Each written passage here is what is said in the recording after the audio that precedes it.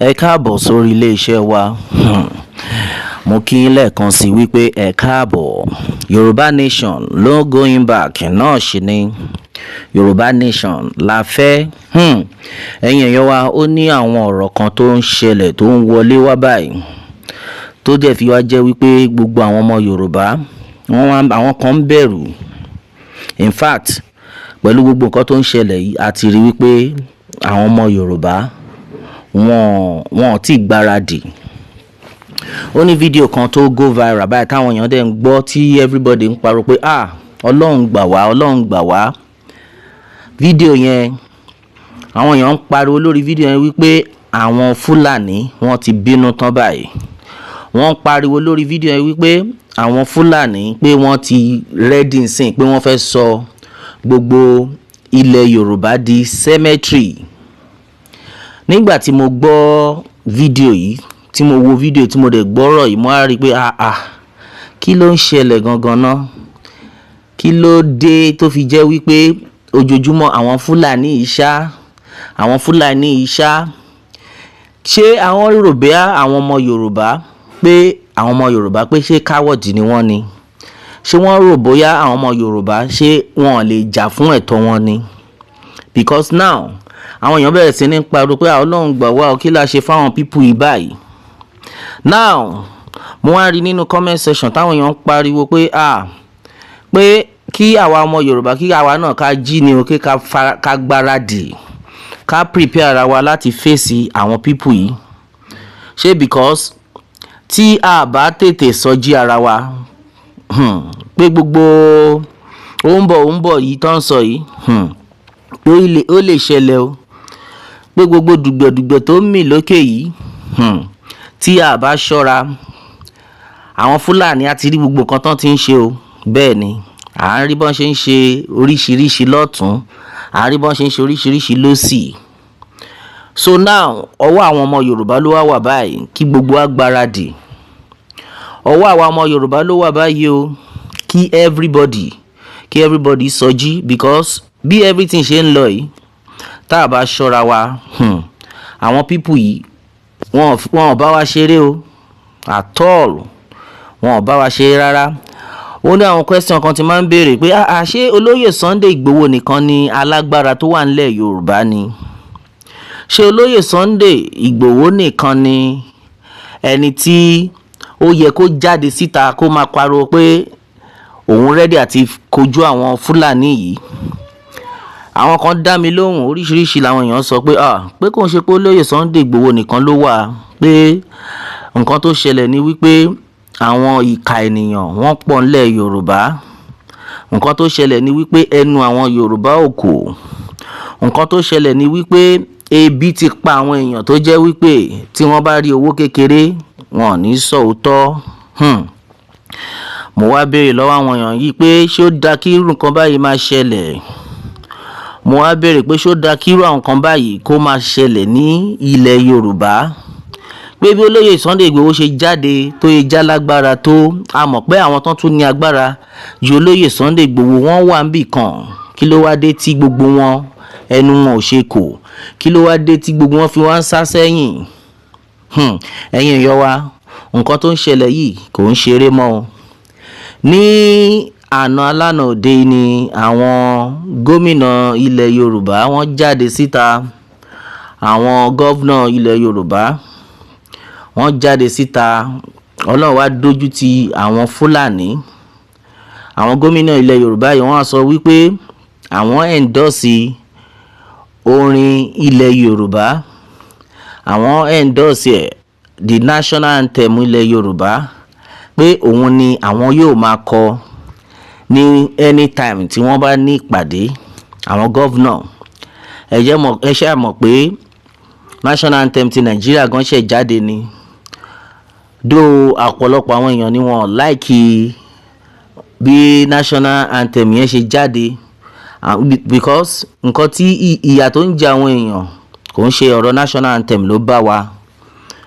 Now ó wá jẹ́ ìyàlẹ́nu fún àwọn ọmọ Yorùbá wípé àwọn gómìnà tí a ti ń rí wípé wọn ò tiẹ̀ ráyè Yorùbá Nation Movement tí wọn ò fẹ́ fẹnu sí, wọ́n wá ní ìpàdé tó wọ́n á ní ni pé nínú àpàdé yẹn wọ́n á sọ wípé in fact national anthem Yorùbá tí a máa ń play fún Yorùbá nation movement everybody máa ń play òun ni wọ́n wá tọ́ka sí wípé ó máa jẹ́ orin tí wọ́n máa kọ as national anthem wọn anytime táwọn bá ti ní meeting ní ilẹ̀ Yorùbá tó fi wá jẹ́ wípé wọ́n tún ní pé kán máa kọ́ gbogbo àwọn ọmọ iléèwé ní national anthem yìí. Eléyìí wá jẹ́ nǹkan tó ya everybody lẹ́nu pé so ìyẹn ni wípé àwọn gómìnà wa gbogbo nǹkan tá à ń ṣe gbogbo ẹ̀ ni wọ́n ń rí, gbogbo bá ṣe máa ń ka national anthem ní ilẹ̀ Yorùbá yìí ni gbogbo wọn ń gbọ́. That means a máa continue nǹkan tá à ń ṣe, àwọn èèyàn tó ń gbọ́ wa pọ̀ and kí ni ẹ wá tọ́ka sí báyìí? Ìyẹn tí wá tọ́ka sí wípé national anthem yìí tó since àwọn àwọn gómìnà ilẹ̀ Yorùbá gan àwọn gan ti wá endorse ẹ̀ báyìí. Ìyẹn fi wá hàn wípé orílẹ̀-èdè Yorùbá yìí kò ní pẹ́ rárá tá máa dá dúró. Ìdùnnú ṣubú láyọ̀ ṣùgbọ́n nǹkan tó wá ń dùn wá sìn ni wípé àwọn èèyàn wá ń pariwo síta pé àwọn Fúlàní wá ń bínú pé since tó yẹ pé àwọn gómìnà ilẹ̀ Yorùbá ti endorse Yorùbá nation as their national anthem ó fi wá hàn wípé àwọn people yìí tá pè ní alágbàro tá pè ní alágbàtọ́. Ẹ jẹ́ mọ̀ pé àwọn Fúlàní ti pe gbogbo àwọn gómìnà ilẹ̀ Yorùbá ní gardener pé àwọn làwọn ní ilẹ̀ Yorùbá o, pé gbogbo ilẹ̀ Yorùbá yẹn pé àwọn làwọn ní, pé gbogbo àwọn gómìnà tẹ́ ń rí yẹn wọ́n kàn ń bá wọn tọ́jú agbègbè yẹn ni o, pé táwọn bá ti ready tó bá ti tó àsìkò àwọn máa lé gbogbo wọn dànù. So eléyìí wá jẹ́ kí ó jẹ́ nǹkan tó dùn àwọn Fúlàní tí gbogbo wọn jáde tí wọ́n sọ pé ní báyìí àwọn máa make sure pé àwọn sọ gbogbo ilẹ̀ Yorùbá di cemetery pẹ̀lú information tó ń reach wa báyìí. Níbẹ̀ làwọn èèyàn ti wá pariwo síta pé ẹ̀yin ọmọ Yorùbá táìmù tá wà yìí kò ń ṣe táìmù tá máa ṣeré o, àkókò tá wà yìí kò ń ṣe àkókò ṣeré tá kan máa dákẹ́ kí àwọn Fúlàní kí wọ́n máa fi ọwọ́ ọlá kan máa fi gbá wa lójú. Tó bá tiẹ̀ jọ̀wọ́ ọlá ni kò bá tiẹ̀ dá, Ọlọ́run má jẹ́ kán fi ọwọ́ burúkú gbá wa lójú lórí ilẹ̀ wa, kò lè ṣeé ṣe. Ọmọ Yorùbá mélòó náà bí da tó lè lọ sí orí ilẹ̀ àwọn Haúsá? In fact wọ́n tẹ̀tí ní pé Haúsá àti Fúlàní wọ́n yàtọ̀. Ok, kátẹ́ sọ pé àwọn Yorùbá mélòó náà bí da tó lè lọ sí north níbi táwọn Fúlàní wà kó lọ sọ pé òun fẹ́ bá wọn du ilẹ̀, wọ́n máa bẹ orí ẹ̀ dànù ni. Ní báyìí ìdí nìyí tí a fi wá jáde tí gbogbo wa fi wá bẹ̀rẹ̀ sí ní pariwo tó yẹ kí gbogbo wa máa jẹ́ kí ara wa ká máa mọ̀ wípé orílẹ̀-èdè Yorùbá yìí tí à ń lépa a gbọ́dọ̀ mú lókùnkúndùn. A mọ̀ pé ọ̀pọ̀lọpọ̀ àwọn ìka ènìyàn ni wọ́n wà ní ibì kan tí wọ́n fẹ́ kí orílẹ̀-èdè Yorùbá yìí kó bọ́ sí. Bó tilẹ̀ jẹ́ wípé gbogbo àwọn people tá à ń sọ yìí ọmọ Yorùbá náà ni àwọn kankan nù wọn, kò ń ṣe gbogbo ọmọ Yorùbá ló gbàbọ̀dè, àwọn kankan nù wọn gbàbọ̀dè. Torí kíni? Torí owó ìjẹkújẹ wọ̀bìà, owó kéékèèké tí wọ́n rí wọ́n dẹ̀ fi gbàgbé ọjọ́ ọ̀la wọn. Ẹ̀yin ọmọ Yorùbá àkókò ti dé báyìí o, kí everybody wake up. Yes, kí gbogbo wa ká túyáyá. Bẹ́ẹ̀ ni agbára wà nílẹ̀ Yorùbá, àwa ni àfẹ́ síríọ̀sì. Agbára náà wà nílẹ̀ Yorùbá, àwọn tó ní agbára pọ̀ nílẹ̀ Yorùbá. Ní báyìí kí gbogbo ọmọ Yorùbá kí a jí ká má sùn, because the way tí gbogbo ẹ̀ fi ń lọ a rí pé àwọn ọmọ Yorùbá ń sùn. Bẹ́ẹ̀ ni o, àsìkò ti wá tó báyìí kí gbogbo ọmọ Yorùbá kí a jí. Àwọn wo ni Fúlàní gan tí kò bá ń ṣe wípé ẹnu àwa ọmọ Yorùbá ò kò? At least a mọ̀ pé ilẹ̀ Yorùbá àwọn alágbára pọ̀. Nǹkan tó tún wá ń dùn mí jù ni wípé a ní Ààrẹ Ọ̀nà Kakanfò ní ilẹ̀ Yorùbá tá wà yìí. Àwọn Ààrẹ Ọ̀nà Kakanfò tá dẹ̀ níyìí, Ààrẹ Ọ̀nà Kakanfò tó ní àwọn ọmọ ogun tí wọ́n pọ̀ ni. Ogun wà lọ́wọ́ gbogbo wọn, kí ló wá dé tó fi jẹ́ pé gbogbo wọn kò sí anybody nínú wọn tán lè gather ara wọn together pé àwọn Fúlàní ìṣe ẹ jẹ́ ká jẹ́ kí wọ́n mọ̀ pé a jù wọ́n lọ. Kí ló dé tí gbogbo wọn ṣe jáde kán tiẹ̀ blọ́ọ̀kì gbogbo entrance ilẹ̀ Yorùbá wípé àwọn Fúlàní ìṣe o àní jẹ́ kí wọ́n jẹ lọ. Agbára wà, ẹ̀kọ́ ta fi ń bẹ gbogbo àwọn ọmọ Yorùbá nìyẹn, kí gbogbo wa ká ṣera wa lọ́kan, kí everybody wake up. Àwọn Fúlàní yìí àwọn tá lè face ni wọ́n. Now wọ́n ní pé ìbọn táwọn Fúlàní yìí wá ń lò ń sìn pé ó ti yá ju ti ìtàn ń lò lọ tẹ́lẹ̀. So ẹ bi mí báyìí, àwọn wo ló ń sponsor àwọn Fúlàní bí kò ṣe pé àwọn àgbààgbà ilẹ̀ Yorùbá wọn, àwọn àgbààgbà wọn, àwọn tó ń lówó nù wọn, àwọn ló ń sponsor wọn, àwọn ló ń gbébọn fún wọn.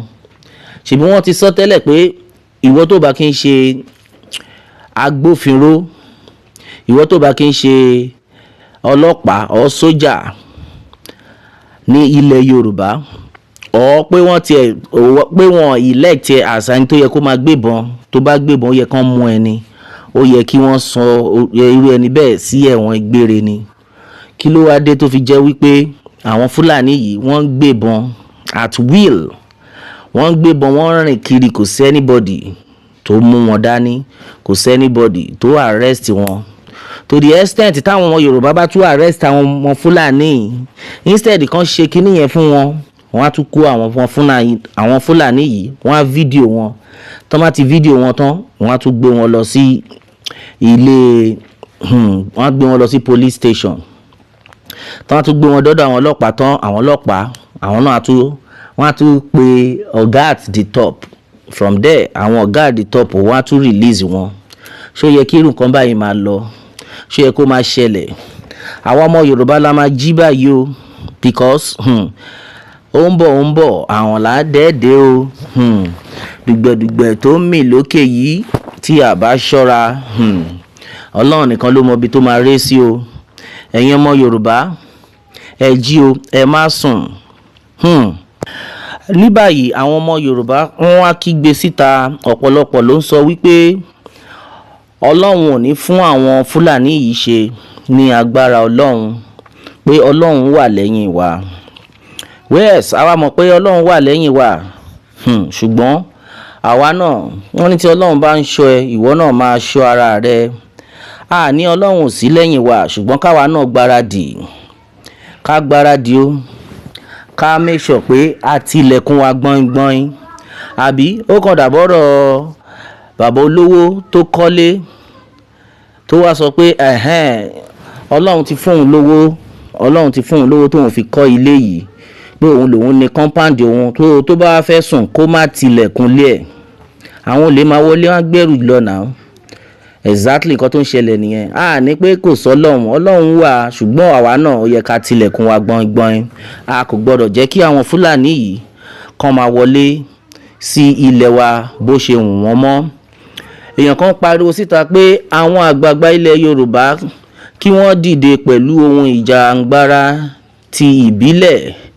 Yorùbá pẹ̀lú àwọn olórí burúkú àmájìrí Fúlàní yìí kàn dìlù pẹ̀lú àwọn Fúlàní yìí, pé ṣùgbọ́n pàápàá jùlọ pé machine gun tí wọ́n fẹ́ gbé wá sí ilẹ̀ Yorùbá yìí kí wọ́n máa fi dojúkọ ara wọn, àwọn olófo àbòsí ẹ̀dá. Nǹkan téèyàn kan sọ nìyẹn. Wọ́n á wò wípé àwọn èèyàn kan máa ń sọ̀rọ̀ màní, ǹjẹ́ ìgbésẹ̀ wà ńlẹ̀ ṣá?